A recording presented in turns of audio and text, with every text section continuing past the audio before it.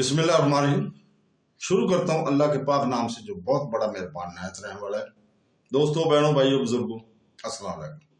तारीख़ इस्लाम की 231 नंबर किस्त में हम आपको खुशामदीद कहते हैं और इसमें हम बयान कर रहे हैं अब्बास बिन मामून का कत्ल।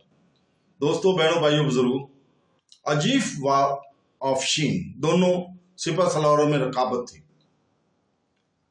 खलीफा मोतसम बिल्ला अजीफ के कामों पर अक्सर नुक्ताचीनी किया करते थे और अफशीन के मुकाबले में इसकी बेकदरी और बेइज्जती किया करते थे। इसका नतीजा यह हुआ कि अजीफ की वफादारी में फर्क आ गया और वो खलीफा मोतसम के खिलाफ मंसूबे गांठने लगा। चुनाचे बुलाद रूम पर चढ़ाई के वक्त इसने अब्बास बिन मामून से, जो इस सफर में था, कहा कि आपने बड़ी गलती की कि मोतसम बिल्ला के हाथ पर बैत की। अगर आप खुद खलीफा बनने की ख्वाहिश करते तो तमाम सरदारान फौज आपकी हमायत पर आमादा थे। अब्बास को इस तहरीक और तरगीब से कुछ ख्याल पैदा हुआ और अजीफ ने इस किस्म की तज़किरे से बार बार करके अब्बास को खरूज पर आमादा कर लिया।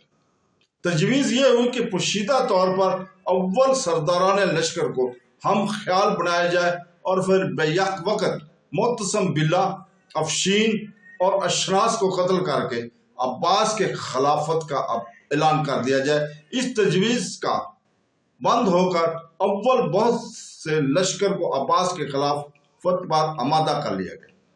मगर फतह अमूरिया के बाद वहां से वापस होते हुए रास्ते में मोतसम बिल्ला को इस साजिश का पता चल गया था। मोतसम बिल्ला ने अव्वल अब्बास को बुलाकर कैद कर दिया और अफशीन के सुपुर्द कर दिया। फिर मुशाह बिन सहल, उमर फरगानी और अजीफ को भी यके बाद दिगरे गिरफ्तार करके कैद कर लिया। अव्वल मुशाह बिन सहल को कत्ल किया। फिर मकामे बंज में पहुंचकर अब्बास बिन मामून को एक बोरा में भरकर सी दिया गया। इसी हालत में दम घुटकर वो मर गया। फिर मकामे नसबी में पहुंचकर एक गड़ा खुदवाया और उमर फरगानी को इसमें जिंदा दफन कर दिया।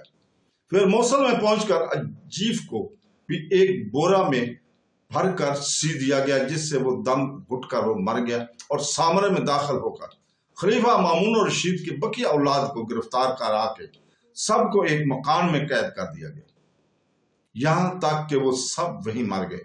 गर्ज इस सफर में खलीफा मोतसम बिल्ला ने चुन चुन कर हर एक इस शख्स को जिस पर जरा भी बगावत का शुबा हो कत्ल करके किस्सा पाक कर दिया।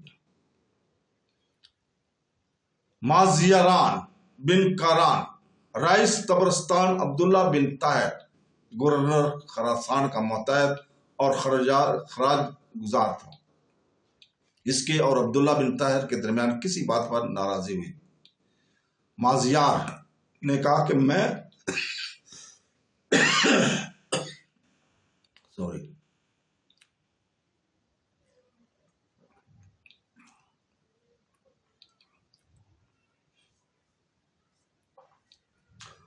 तो अब्दुल्ला बिन ताहिर के दरमियान किसी बात पर नाराजगी पैदा हुई। माजियार ने कहा कि मैं बराह रास्त खराज दारुल खिलाफा में भेज दिया करूंगा, लेकिन अब्दुल्ला बिन ताहिर को अदा न करूंगा। अब्दुल्ला बिन ताहिर इस बात को अपने वकार गवर्नरी खिलाफ समझकर नापसंद करता था। चंद रोज तक यही झगड़ा रहा और माजियार खराज बराह रास्त दारुल खिलाफा में भेजता और वहां से अब्दुल्ला बिन ताहिर के वकील को वसूल होता रहा।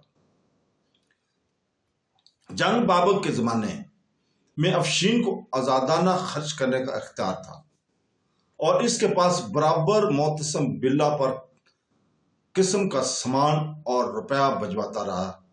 अफशीन अपनी फौज के लिए नहायत कफायत शारी के साथ सामान और रुपया खर्चा करता था। बाकी रुपया और सामान अपने वतन अशरोसाना इलाका तुर्कस्तान को रवाना कर दिया करता था। यह सामान जो अजरबैजान से भेजा जाता था खरासान से होकर गुजरता था। अब्दुल्ला बिन ताहिर को जब ये मालूम हुआ कि अफशीन बराबर अपने वतन को सामान रस्त, सामान हरन और रुपया भिजवा रहा है तो इसको शुबा पैदा हुआ। इसने इन सामान ले जाने वालों को गिरफ्तार करके कैद कर दिया और तमाम सामान और रुपया छीन कर अपने कब्जे में रख कर और अफशीन को लिख भेजा कि आपके लश्कर से कुछ लोग इस कदर सामान लिए हुए जा रहे थे, मैंने इनको गिरफ्तार करके कैद कर दिया اور سامان اپنی فوج میں تقسیم کر دیا کیونکہ ترکستان پر چڑھائی کی تیاری کر رہا ہوں۔ اگرچہ ان لوگوں نے یہ کہا کہ ہم چور نہیں ہیں اور اپنے آپ کو آپ کا ستارہ بتا رہے ہیں، لیکن ان کا یہ بیان قطعاً غلط اور جھوٹ معلوم ہوتا ہے، کیونکہ اگر یہ چور نہ ہوتے تو آپ مجھ کو ضرور اطلاع دیتے۔ اس خط کو دیکھ کر افشین بہت شرمندہ ہوا اور عبداللہ بن طاہر کو لکھا کہ وہ لوگ جو چور نہیں ہیں بلکہ میرے ہی فرزندہ تھے۔ عبداللہ بن طاہر نے افشین کے اس خط کو دیکھ کر ان لوگوں کو چھوڑ دیا، مگر سامان جو ان سے چھینا تھا وہ نہیں دیا۔ اس امر کی ایک خفیہ رپورٹ عبداللہ بن طاہر نے خلیفہ معتصم باللہ کے پاس بھی بھیجی تھی، جس پر بظاہر خلیفہ معتصم نے کوئی التفات نہیں کیا۔ حقیقت یہ تھی کہ افشین اپنی ریاست سلطنت اشروسانہ میں قائم کرنا چاہتا تھا، اس لیے وہ پیشتر سے تیاری کر رہا تھا۔ جب افشین جنگ بابک سے فارغ ہو کر سامرا میں واپس آیا تو اس کو توقع تھی کہ خلیفہ معتصم باللہ کو خراسان کی گورنری عطا کرے گا اور اس طرح مجھ کو نجوبی موقع مل جائے گا، میں اپنی سلطنت اور حکومت کے لیے نجوبی تیاری کر سکوں۔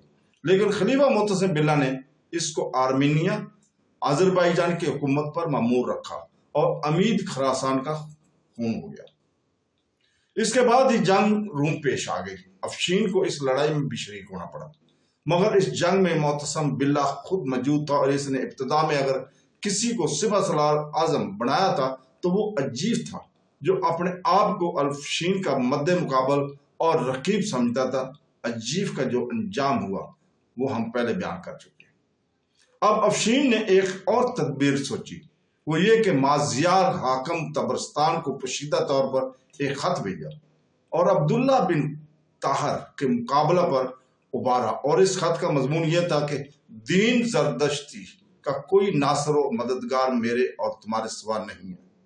بابک بھی اسی دین کی حمایت میں کوشاں تھا، لیکن وہ محض اپنی حماقت کی وجہ سے برباد ہوا اور اس نے میری نصیحتوں پر مطلق توجہ نہ دی تھی۔ اس وقت بھی ایک زرعی موقع حاصل ہے، وہ یہ کہ تم علم بغاوت بلند کر دو۔ یہ لوگ تمہارے مقابلے کے لیے میرے سوا یقیناً کسی دوسرے کو مامور نہ کریں گے۔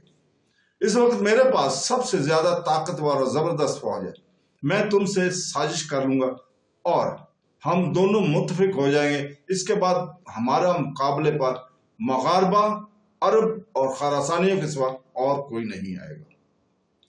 مغاربہ کی تعداد بہت ہی قلیل ہے، ان کے مقابلے کے لیے ہماری فوج کا ایک معمولی دستہ کافی ہوگا۔ عربوں کی حالت یہ ہے کہ ایک لقمہ ان کو دے دو اور خوب پتھروں سے ان کا سر کچلو۔ خراسانیوں کا جوش دودھ کا سارا ابال ہے، اٹھا اور فروغ ہو گیا۔ تھوڑے سے استقلال میں ان کا خاتمہ کیا جا سکتا ہے۔ تم اگر ذرا ہمت کرو تو وہی دین مذہب جو ملوک عجم کے زمانے میں تھا پھر قائم اور جاری ہو سکتا ہے۔ مازیار اس خط کو پڑھ کر خوش ہوا اور اس نے علم بغاوت بلند کر دیا۔